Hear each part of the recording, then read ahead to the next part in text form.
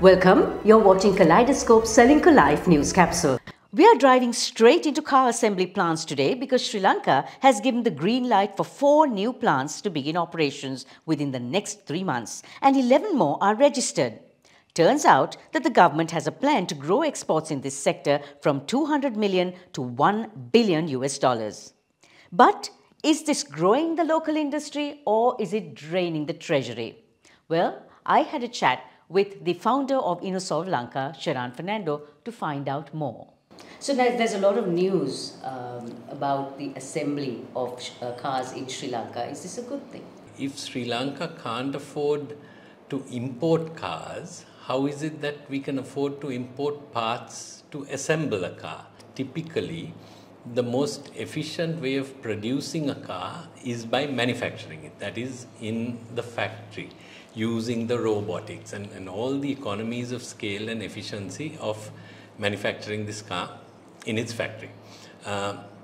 Typically, assembly means you take components from that factory in the form of components and you put it together. The CIF price of an assembly car, that is the sum of the parts to be assembled, is about 30% more than the CIF price of buying a car, CBU it's called in the industry, completely built up.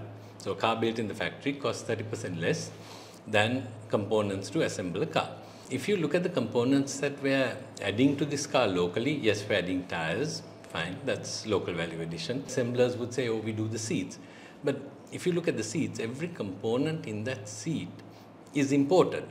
So finally, we're spending 30% more dollars and all we're doing locally is adding some labor.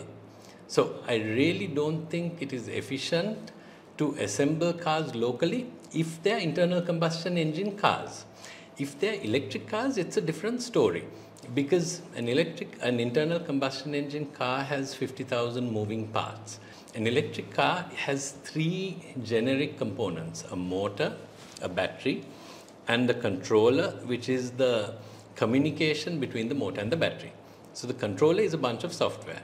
Now the controller is something that we can do locally.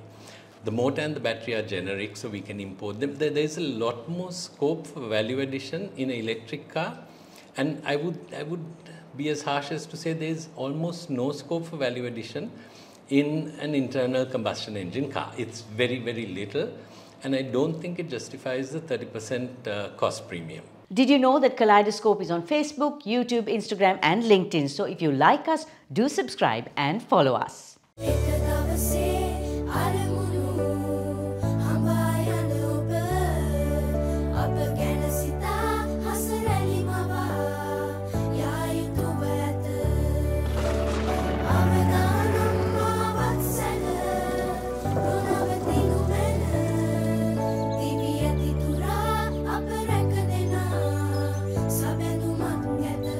You focus on your goals. We will take care of the risks. Sri Lanka Life.